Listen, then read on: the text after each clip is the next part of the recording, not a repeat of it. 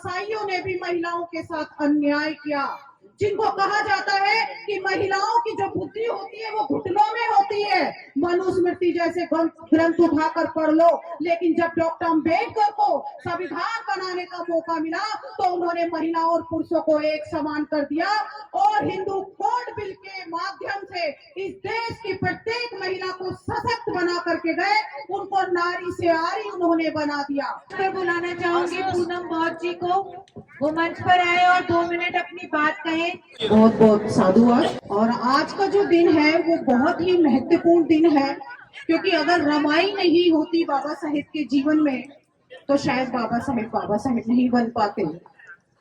अपनी बात शुरू करने से पहले तथागत बुद्ध के चरणों में नमन करती हूँ, महामना ज्योतिबा राव फूले जी के चरणों में नमन करती हूँ, शिक्षा की ज्योति जलाने वाली माता सावित्रीबाई फूले जी के चरणों में नमन करती हूँ, बहुजन समाज में जन्मे सभी संतों, गुरुओं, वीर वीरांगनाओं को नमन करते हुए प्रोग्राम की आयोजक वीरा सिंह जी का बहुत बहुत साधुवाद और माता रमाबाई अंबेडकर महिला संघ के समस्त पदाधिकारियों का बहुत बहुत आभार व्यक्त करती हूँ।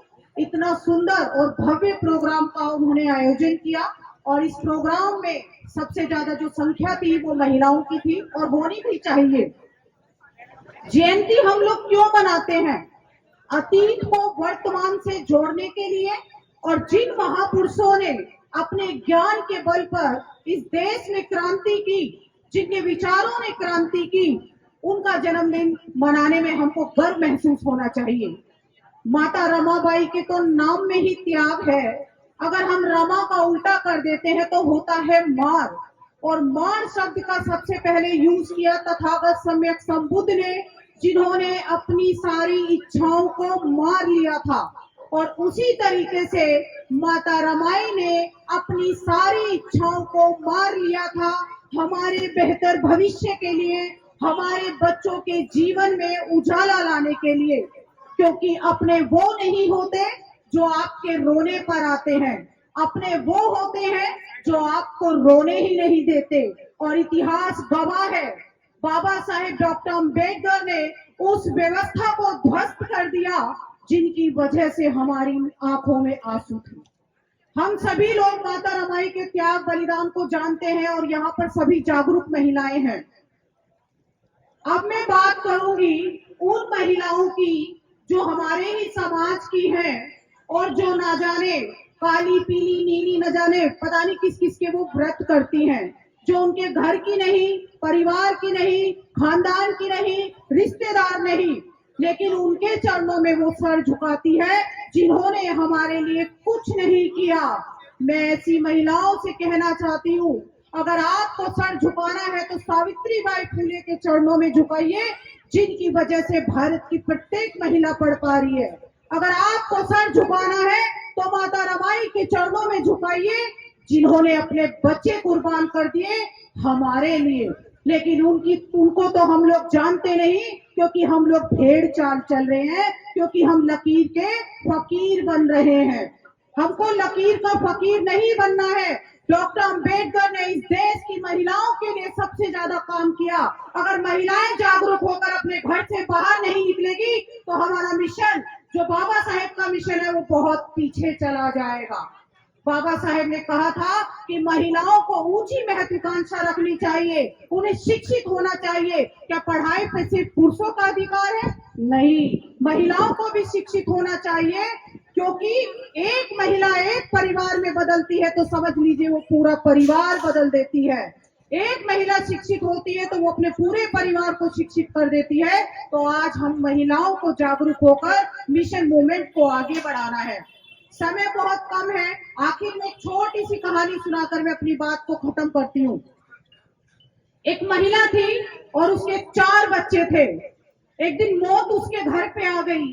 मौत ने कहा कि मैं तेरी माँ को लेने आई हूँ।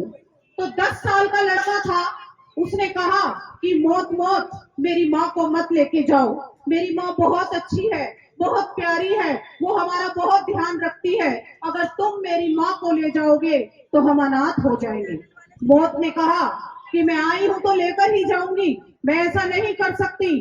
तो वो मौत कहती है कि तुम एक काम करो, तुम मेरी माँ को छोड़ दो और मुझे अपने साथ लेकर जाओ।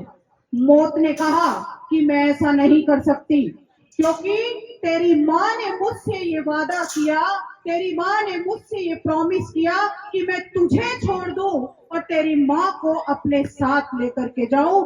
और उसी तरीके से राम राज्य में, सतयुग में बाबा साहेब के संविधान से पहले मौत हमारी ही थी, लेकिन माता रमाई ने कहा मेरे बच्चों को छोड़ दो और मैं मौत के मुंह में जाने के लिए तैयार हूं। और महज 35 साल की उम्र में वो इस दुनिया को अलविदा कह देती है।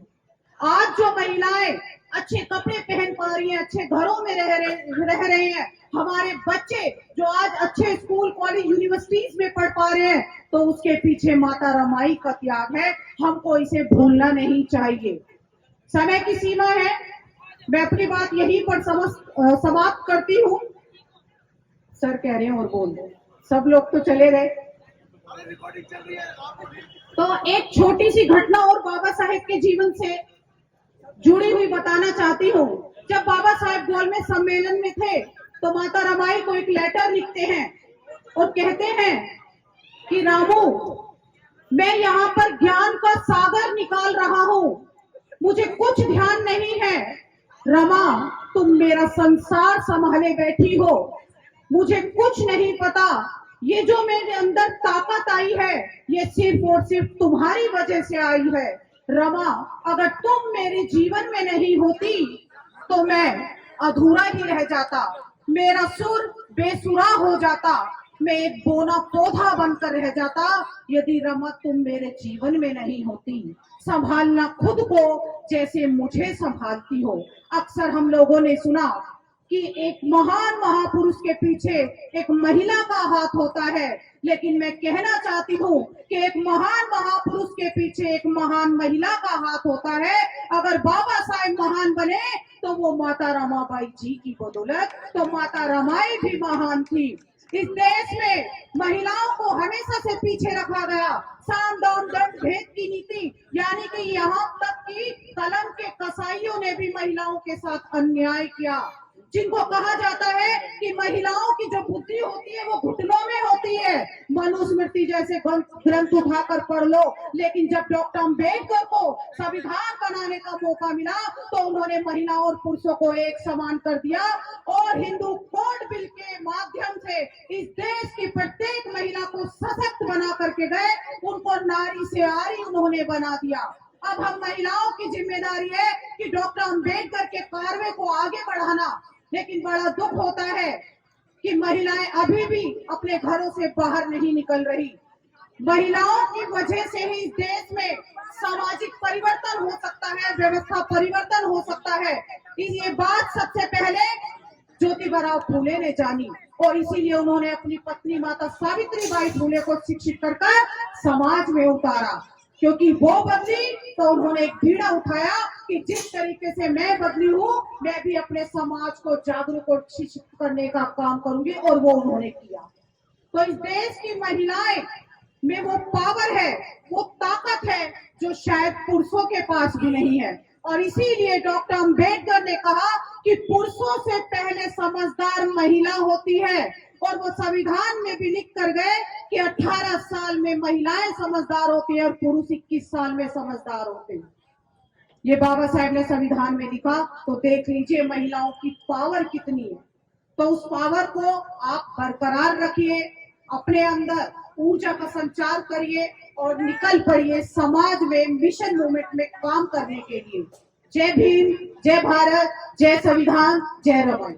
हमारे चैनल बहुजन दस्तक को लाइक, शेयर, सब्सक्राइब देखना मत भूलिएगा। जय भीम, जय भारत, जय संविधान, नमो बुद्धाय। धन्यवाद। चैनल आर्थिक समस्या से गुजर रहा है। अगर आप बहुजन समाज में बाबा साहेब अम्बेडकर और तथागत बुद्ध की विचारधारा को अधिक से अधिक लोगों तक पहुंचाना चाहते हैं तो हमें आर्थिक सहयोग प्रदान करें, ताकि हम अपने चैनल के माध्यम से देश विदेश में समता, बंधुता, एकता और संवैधानिक अधिकारों को ज्यादा से ज्यादा लोगों तक पहुंचा सकें। आप अपनी सहायता राशि नीचे लिखे खाते में जमा करा सकते हैं। खाता धारक गौतम रत्ना, खाता संख्या 3169576865 IFSC कोड SBIN 0060336, बैंक भारतीय स्टेट बैंक।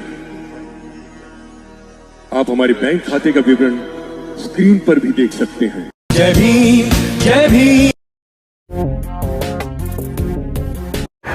मैं गौतम रत्ना आपका बहुजन फिल्म प्रोडक्शन में स्वागत करता हूं और आप हमारे प्रोडक्शन हाउस के अंदर अपना कैरियर बना सकते हैं as a film director, as a producer and actor and actress and editor and cinematographer also. अगर आपको फिल्म से रिलेटेड कुछ भी प्रोजेक्ट आपको बनवाना है तो हमारे पास में पूरा सेटअप है, जिसमें फिल्म कैमरा है, शूटिंग लाइट्स है और एडिटिंग है। सारा A to Z एक ही जगह पर आपको हमारे यहाँ पर मिल जाएगा। तो दोस्तों आप हमें कांटेक्ट कर सकते हैं हमारे नंबर्स पर 9810085714 और 8510005714। हमारे वेबसाइट पे विजिट कर सकते हैं www.filmserviceindia.com और हमें मेल भी कर सकते हैं gautamfilmsproduction@gmail.com पर। धन्यवाद।